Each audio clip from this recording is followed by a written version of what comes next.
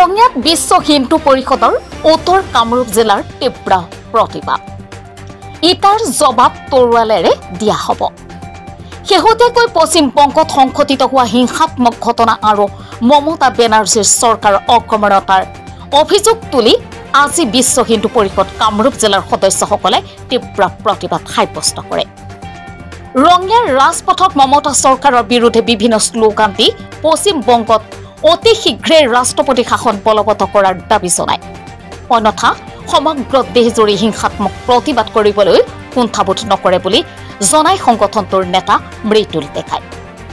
যদিহে হিন্দুসকলৰ ওপৰত অত্যাচাৰ বন্ধ নহয় তেন্তে ইটাৰ জবাব তৰোৱালেৰে দিয়া হ'ব বুলিও অহংকাৰ প্ৰদান কৰে। আনহাতে প্ৰতিবাদৰ অন্তত দেশৰ ৰাষ্ট্ৰপতিলৈ এখন স্মাৰক পত্ৰ প্ৰদান কৰা হয়। যদিহে অনাগত দিনত হিন্দুৰ ওপৰত এনে ধৰণৰ অত্যাচাৰ চলে তেন্তে হিন্দুসকল শুই নাথাকে, মানে ইটাৰ জবাব তৰোৱালেৰে দিয়া হ'ব।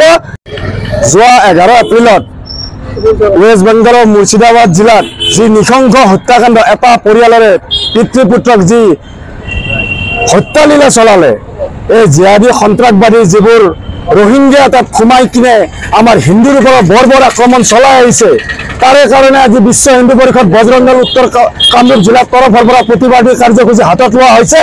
আৰু ইয়াৰ দ্বাৰা আমি বিশ্ব হিন্দু পৰিষদ বজৰং দল উত্তৰ কামৰূপ জিলায় আমি ৰাষ্ট্ৰপতি মহামহিম ৰাষ্ট্ৰপতি মহোদয়ক আজি আমি স্মাৰক পত্ৰ প্ৰদান কৰিম, কিয়নো ৱেষ্ট বেংগলত হিন্দুৰ সুৰক্ষা সুনিশ্চিতৰ কাৰণে তাতে কেন্দ্ৰীয় শাসনৰ প্ৰযোজ্য হ'ব লাগে আৰু যিবোৰ ৰোহিংগীয়া বা জিহাদী তাত সোমাই পৰিছে তাৰে এটা এনআইএৰ তদন্ত হ'ব লাগে।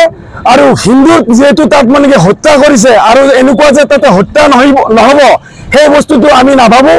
গতিকে তাত হিন্দুৰ সুৰক্ষা সুনিশ্চিত কৰাৰ কাৰণে আমি ইয়াৰ পৰাই মহামহিম ৰাষ্ট্ৰপতি মহোদয়ক স্মাৰক পত্ৰ প্ৰেৰণ কৰিম আৰু ভৱিষ্যতে জানো কোনো হিন্দুৰ ওপৰত এনে ধৰণৰ অত্যাচাৰ নচলে তাৰ কাৰণে যি জিহাদী মূলৰ মমতা বেনাৰ্জী চৰকাৰ আছে, এই চৰকাৰখনক বিশ্ব হিন্দু পৰিষদ বজৰং দলে সকীয়াই দিব বিচাৰিছে।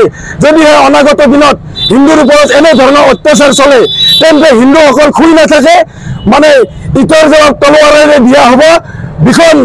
ভীষণ যুদ্ধৰ যিটো মানে ৰাখলি যাওঁতে চলাব বিচাৰিছে মমতা চৰকাৰে, ইয়াৰ পৰাই বুজি লোৱা উচিত যে হিন্দুসকলৰ সুৰক্ষা সুনিশ্চিত যদি কৰিব নোৱাৰে তেতিয়াহ'লে তেওঁ চৰকাৰ শাসন চলাবলৈ বাদ দিব লাগে আৰু তাত ৰাষ্ট্ৰপতি শাসন বলবৎ হ'ব লাগে।